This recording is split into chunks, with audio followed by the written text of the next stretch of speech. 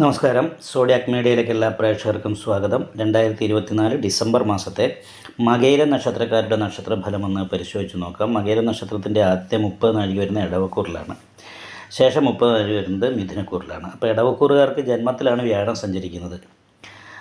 അപ്പോൾ 12-ലായിരുന്ന വ്യാഴം ജന്മത്തിലേക്ക് വന്നത് കാരണം കൊണ്ട് തന്നെ കുറച്ച് അനുകൂലമായിരിക്കുന്ന ഗുണഫലങ്ങൾക്ക് യോഗമുണ്ട്. എന്നാലും വ്യാഴപ്പഴമുണ്ട്.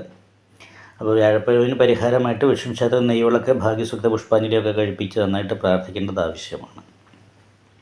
സഹായസ്ഥാനത്ത് 12-ാം ഭാവം ദുരിതഭവനാധിപതി നിവർത്തി സ്ഥാനാധിപത്യം വഹിച്ച് നിൽക്കുന്നുണ്ട്.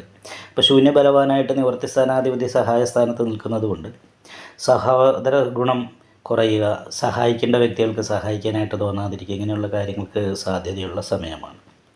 ചന്ദ്രൻ ലഗ്നാധിപതിയായിരിക്കുന്ന ശുക്രൻ നിൽക്കുന്നത് ഭാഗ്യസ്ഥാനത്താണ്. ഭാഗ്യാധിപതി കർമ്മസ്ഥാനത്ത് ബലവാനായാണ് നിൽക്കുന്നത്.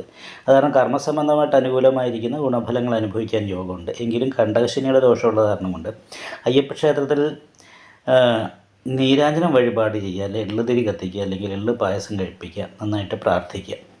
അതുപോലെ തന്നെ 5-ാം ഭാവത്തിൽ ഘടകാരകനായിരിക്കുന്ന കേതു നിൽക്കുന്നത് കാരണം കൊണ്ട് മാനസികമായിട്ട് കുറച്ച് ടെൻഷൻ അനുഭവിക്കാനുള്ള സാധ്യതയുണ്ട്. അതായത് സന്തോഷിക്കുമ്പോൾ പെട്ടെന്ന് ടെൻഷൻ ഉണ്ടാകുക, മക്കളെ പ്രതിയൊക്കെ എപ്പോഴും എന്തെങ്കിലും പ്രശ്നങ്ങളൊക്കെ ഉള്ള കാരണം കൊണ്ട് അവരുദ്ദേശിക്കുന്ന രീതിയിൽ അഭിവൃദ്ധിയിലേക്ക് എത്താത്തത് കൊണ്ടോ, വിദ്യാഭ്യാസത്തിൻ്റെ കാര്യത്തിലുള്ള തടസ്സം കൊണ്ടോ, സ്വഭാവ സംബന്ധമായിട്ടുള്ള എതിർപ്പ് പോലെയുള്ള കാര്യങ്ങൾ കൊണ്ടോ മാനസിക ടെൻഷൻ അനുഭവിക്കാനുള്ളൊരു യോഗമുണ്ട്. അതേപോലെ തന്നെ ചെയ്യുന്ന പ്രവൃത്തിക്ക് തക്കതായിരിക്കുന്ന ലാഭം കിട്ടാതിരിക്കാനുള്ള സാധ്യതയുണ്ട്. യോഗം 11-ാം ഭാവത്തിൽ വന്നത് കാരണം കൊണ്ട്. അതേപോലെ തന്നെ നല്ല ഉത്സാഹത്തോടു കൂടി പ്രവൃത്തിയെടുക്കുകയും ആ പ്രവൃത്തിയിൽ നല്ല പ്രതീക്ഷ, നല്ല സാമ്പത്തികമായ നേട്ടങ്ങൾക്ക് പ്രതീക്ഷ ഉണ്ടാകുകയും ചെയ്യും. എന്നാൽ അതിൻ്റെ ഫലം കിട്ടുന്ന സമയത്ത് പ്രതീക്ഷിക്കുന്ന രീതിയിലുള്ളൊരു ഗുണഫലം ചിലപ്പോൾ കിട്ടിയില്ല എന്ന് വരും. അപ്പോൾ അങ്ങനെയുള്ള കുറച്ച് പ്രതിസന്ധികളിലൂടെ കടന്നു പോകാനാണ് സാധ്യത. എന്നാൽ മകയിര നക്ഷത്രത്തിൻ്റെ അവസാനത്തെ 30 നാഴികയിൽ ജനിച്ചവർക്ക് 12-ലാണ് വ്യാഴം. അപ്പോൾ വീട് വിട്ട് അന്യദേശത്ത് നിന്ന് തൊഴിലെടുക്കുന്നവർക്കാണ് അനുകൂലമായിരിക്കുന്ന ഗുണഫലങ്ങൾക്ക് യോഗമുള്ളൂ.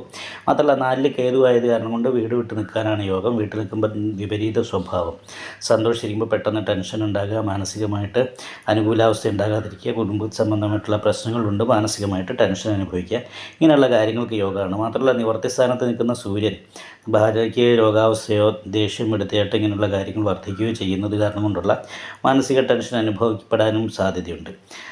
മാത്രമല്ല കളത്രകാരകനായിരിക്കുന്ന ശുക്രൻ നിൽക്കുന്നത് അഷ്ടമത്തിലാണ്. അത് കാരണം കൊണ്ട് ഭൗതികമായിരിക്കുന്ന സുഖങ്ങൾ ആഗ്രഹിക്കുന്ന രീതിയിൽ കിട്ടാതിരിക്കുകയും ഭൗതിക സുഖങ്ങൾക്ക് തടസ്സം വരാനുള്ളൊരു സാധ്യത ഉണ്ടാകുകയും ചെയ്യുക. അതേപോലെ തന്നെ സ്വയം ശത്രുസ്ഥാനത്ത് പോയി നിൽക്കുന്നു എന്ന് പറയുന്നൊരവസ്ഥയുള്ളത് കാരണം കൊണ്ടും ബാധകാധിപതിയും ശത്രുസ്ഥാനാധിപതിയും പരസ്പരം ദൃഷ്ടി ചെയ്യുന്നതുകൊണ്ടും ശത്രുദോഷത്തിൻ്റേതായിരിക്കുന്ന പ്രശ്നങ്ങളുള്ളത് കാരണം കൊണ്ട് ഏർപ്പെടുന്ന മേഖലയിലൊക്കെ തടസ്സങ്ങൾ വരാനുള്ള സാധ്യത കൂടുതലാണ്.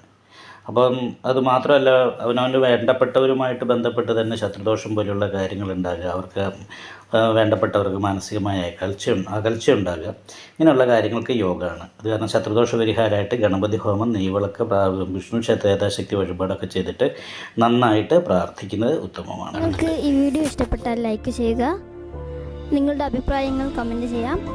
ജ്യോതിഷവുമായി ബന്ധപ്പെട്ട കൂടുതൽ കാര്യങ്ങൾ അറിയാൻ ഈ ചാനൽ സബ്സ്ക്രൈബ് ചെയ്യുക. ഞങ്ങളുടെ ഓൺലൈൻ കൺസൾട്ടൻസി നമ്പർ താഴെ ഡിസ്ക്രിപ്ഷൻ ബോക്സിൽ കൊടുത്തിട്ടുണ്ട്. ആവശ്യമുള്ളവർക്ക് കോൺടാക്റ്റ് ചെയ്യാവുന്നതാണ്.